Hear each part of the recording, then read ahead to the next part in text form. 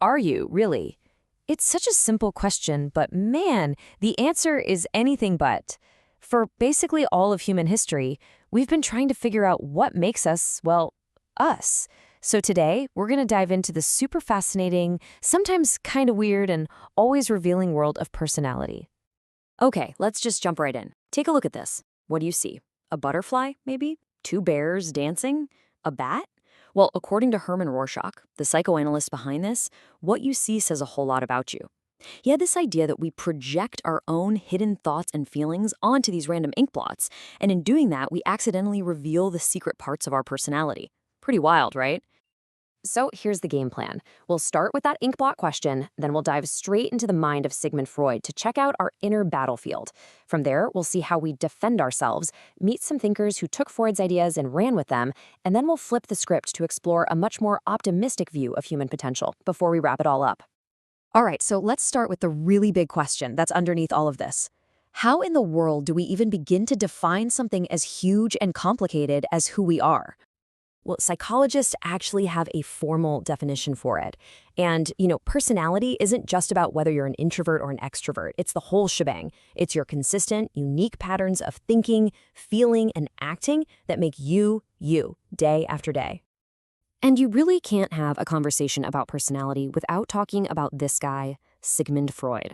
I mean, love him or hate him, his ideas pretty much set the stage for a century of psychology. And for him, our inner world wasn't some peaceful Zen garden. Oh no, it was a constant, raging battlefield. Freud's most revolutionary idea, the one that changed everything, was the unconscious. He said that way down, beneath our normal awareness, there's this massive, hidden reservoir. And it's filled with all the thoughts, the feelings, the memories that are just too weird or painful for us to handle. And, he argued, this hidden world is secretly running the show. You've probably seen this analogy before, and for good reason. It's perfect. That little tip of the iceberg you see above the water, that's your conscious mind. It's what you're aware of right now. But that gigantic, invisible mass underneath, that's the unconscious. And just like a real iceberg, it's the part you don't see that has all the power to steer the ship. So Freud said this inner battle has three main players. First, you've got the id. This is our primal, instinctive side. It runs on the pleasure principle, which basically means it wants what it wants, and it wants it now. Think of it as the honey badger of your mind. It just doesn't care. Then, on the other side, you've got the superego.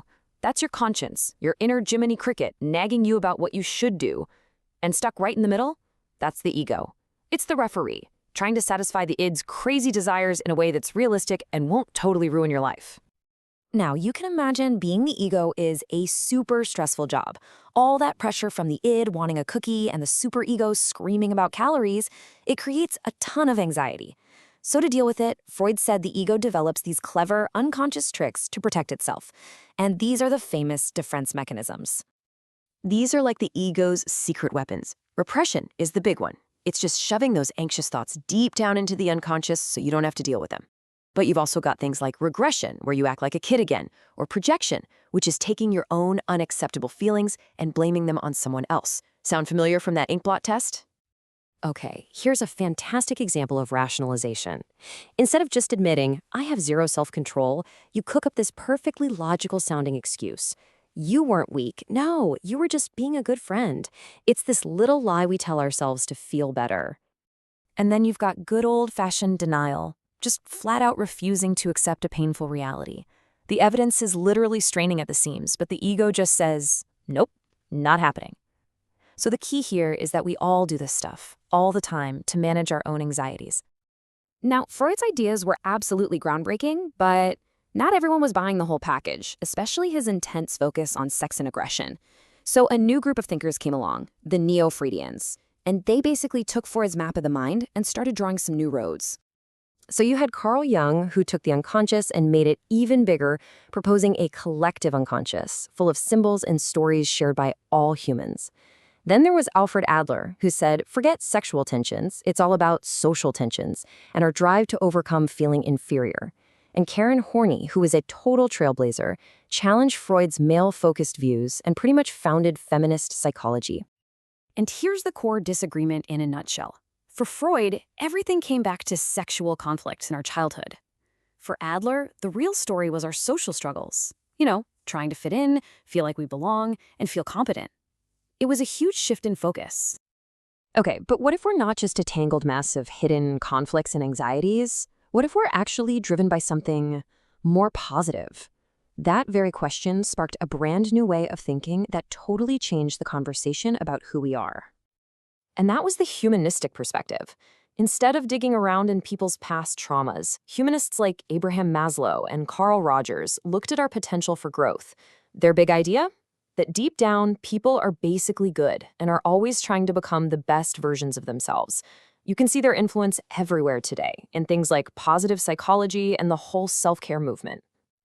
Maslow is famous for his hierarchy of needs. He believed once we feel safe and like we belong, we're naturally pulled toward these higher goals: self-actualization, which is all about becoming everything you're capable of being, and even self-transcendence, finding a purpose bigger than just yourself. It's a journey from what do I need to who can I become? So, if that's our potential, how do we actually get there? Well, Carl Rogers wanted to know what we need from the people around us to grow, and he boiled it down to three things: genuineness, where people are just real and honest with you; acceptance, what he called unconditional positive regard; and empathy, where people actually listen and try to understand you. For him, these were like the essential nutrients for healthy personality. So, what we have here are two very, very different portraits of what it means to be human. One is all about our hidden darkness, and the other is all about our inner light. How do we make sense of these two powerful, competing ideas about who we are? Let's just put them side by side one last time. The psychoanalytic view says we're shaped by our past, by unconscious battles and our inner demons. The humanistic view says we're striving toward our future potential, focusing on conscious choices and our fundamental goodness.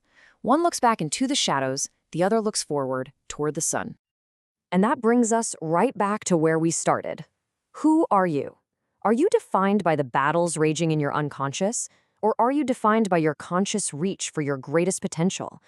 The truth, as it so often is, probably lies somewhere in the middle, in the beautiful, complicated, and totally unfinished portrait that is you.